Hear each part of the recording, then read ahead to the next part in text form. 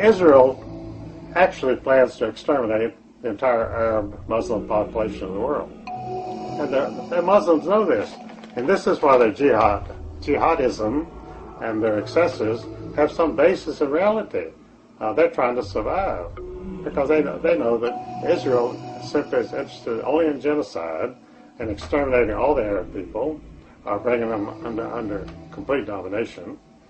And the Israelis are always exterminationists. Are they creating a Christian-Muslim war? Yes, that's all deliberate. See, there is no Christian-Muslim war.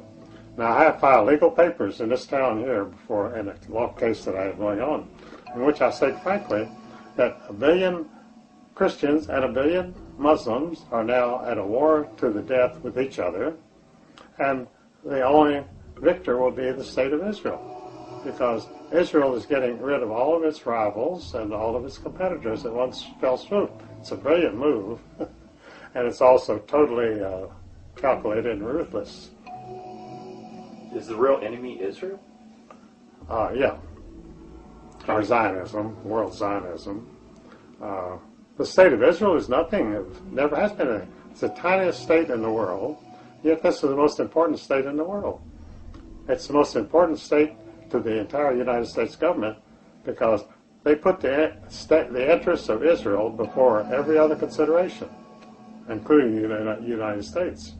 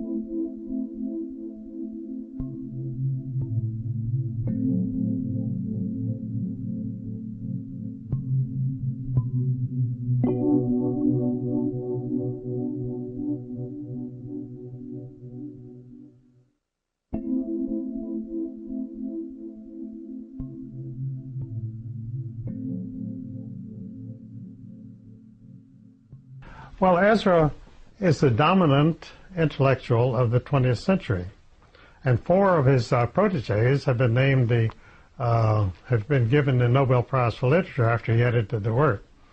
And the first one is T.S. Eliot. He first edited his poem *The Wasteland* in 1920 in Paris, and that became the most famous poem of the 20th century. It's not mentioned very much today, but in the 30s and 40s, every college student could recite *The Wasteland*.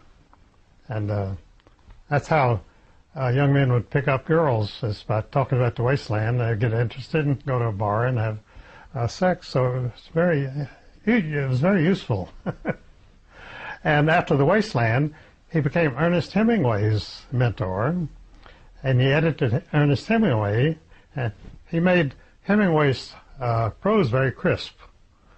And Hemingway had been a hack newspaper writer for a firm called, it was a newspaper called the Moose Jaw Herald in Saskatchewan, Canada. That was his stellar background to become a writer. And so Pound took his material and tightened it up, and he just had a knack for doing that. He could edit anybody's. See, the people, his proteges were all very dissimilar people. T.S. Eliot was a very stuffy Harvard graduate. Ernest Hemingway was a doctor's son from Chicago. His father committed suicide, and he committed suicide when he was 61. And I think one of his sons has committed suicide. So they have a knack for it. And so that was 2 of his proteges. And then William Butler Yeats is in all the anthologies.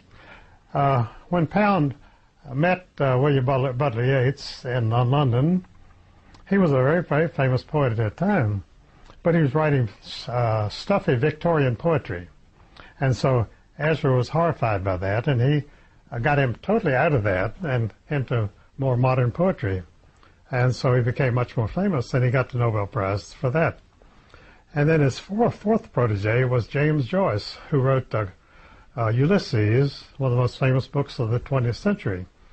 And Pound edited that, and James Joyce was a terrible writer, and he edited his prose, and that became the most famous book of the 20th century. It was Ulysses was the Bible of the 1930s. Everybody talked about it. And so there was 4 Nobel Prizes for literature from one writer. It's the only time in history that a writer has ever had one protege get the Nobel Prize for literature. And by coincidence, I'm his last living protege. They're all dead, long gone except me. And so I'm patiently waiting my turn.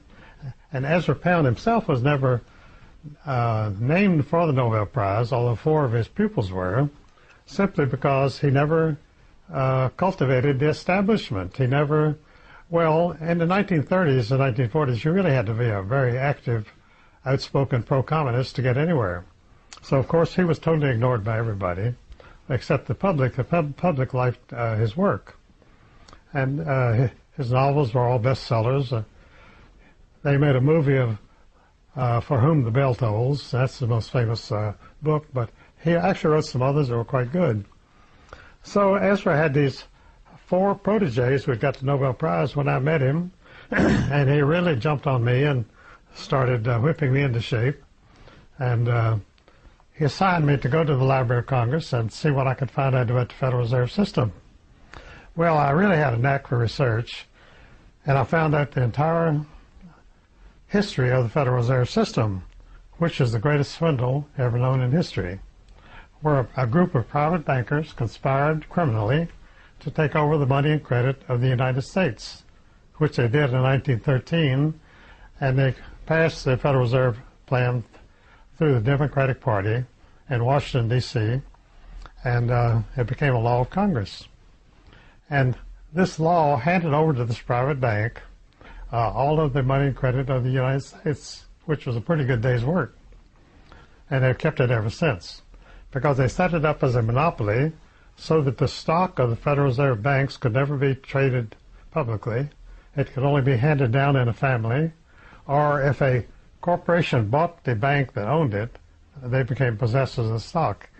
You've never been able to buy, since 1914, you've not been able to buy a share of Federal Reserve Bank stock on the market anywhere. And that is monopoly. That's what they have. It's a monopoly.